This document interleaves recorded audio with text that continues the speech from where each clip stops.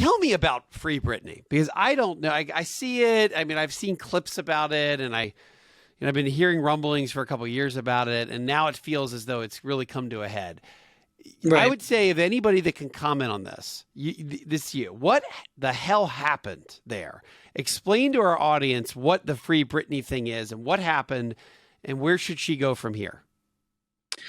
So this is what I can tell you. I mean, I wasn't in her inner circle by any stretch of the imagination. Yeah, I as can an just outsider. tell you, as an outsider. Yeah, outsider. What I can tell you is this: you start making that kind of money. I didn't make anywhere close to, what I would just call funny money, play money in that situation where you're worth, 80, 90, 100, $200 million like she is. But before that happens, like when we were on the Mickey Mouse Club, there is still a chance where people think this kid can be really good. So I'm going to kind of latch on to this kid and help them out. Mm-hmm. And I think what happened with her is it got big quick, man. I mean, it just exploded. And then it's, your name and likeness and all that kind of stuff, even before Twitter and TikTok and all the other stuff that we have today. And it just starts cranking and the money just starts coming in. And so she's a kid and there's never a no person. Nobody ever says no. They all say, yeah, we can do that for you, Britney. We can do that for you, whoever. And so for Britney, it eventually got to a point. I don't know her parents, but I'm going to try and err on the side of just being vanilla.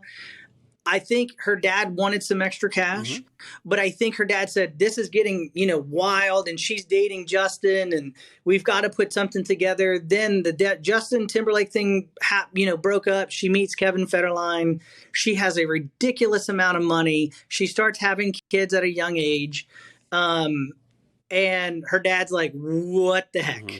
We've got to kind of do something, put it all into a trust. Well, then we get into that conservatorship once she shaves her head and does all that. Do I think at that point, more than likely, from what I know and what people have told me, Wes, I do think there was some time in her life then that she was kind of not 100% thinking straight. Okay. And again, explain to our audience the conservatorship. So when does a conservatorship come into play? A conservatorship, at least in this situation, came into play. Think of it almost as like if you've had an older parent who starts doing things with their money that they shouldn't because all of a sudden they've developed dementia or they've developed Alzheimer's or both kind of running at the same thing. You kind of become the controller of that person's finances.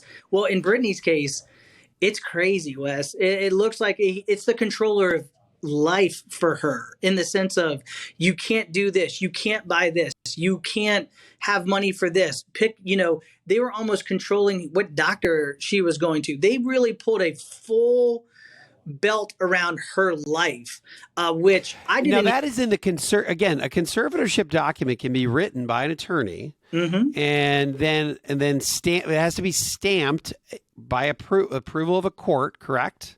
Yes. So you can draft a conservatorship in I guess a couple different ways, but it can be an ultra restrictive one, and then as long as the judge says yes, then that becomes a legal document. So that's kind of what happened then, I guess. So she made $100 million. Let me summarize. She made, let's call it $100 million plus. She went in her father's eyes, hey, kind of semi-crazy, not fully able to make her own decisions, right, with the kerosene of the money.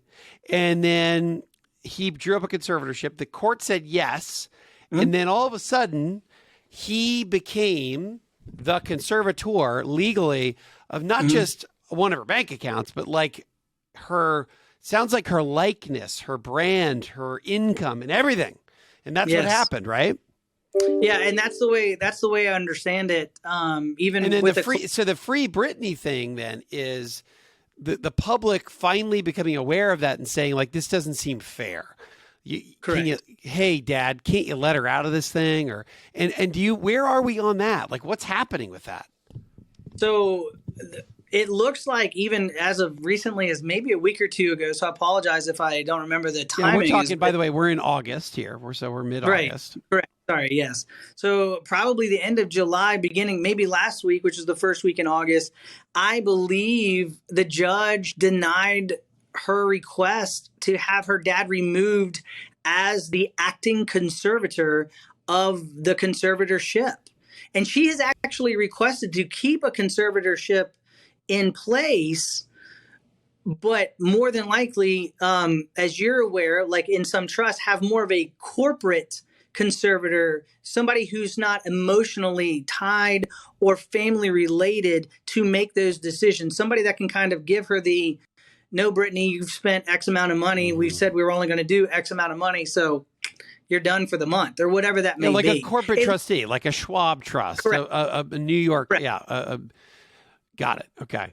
That is correct. So that is, from what I understand as of right now, and I have a friend of mine who's very close to the situation that says that that is kind of where they are. And I guess, unfortunately for Britney, she's got to go back to the drawing board to try and convince the court again, like you said, because a judge stamped it years ago and they've opened it up to listen to it.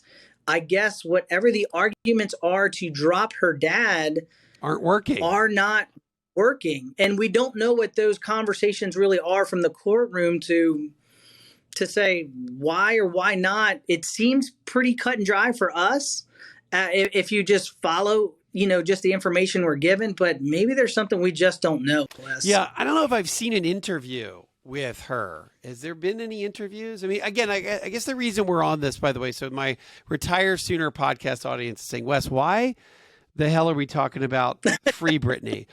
Well, it's because this is a fascinating topic of young kids becoming stars, making millions of dollars, and they can turn out great. They can turn out where they had a responsible upbringing, or they can end up making all the money in the world and still not be able to access it, which is what happened with this situation. So it's just a fascinating conundrum. Really, it's really a shame. I mean, you would think that it's really a shame. Yeah.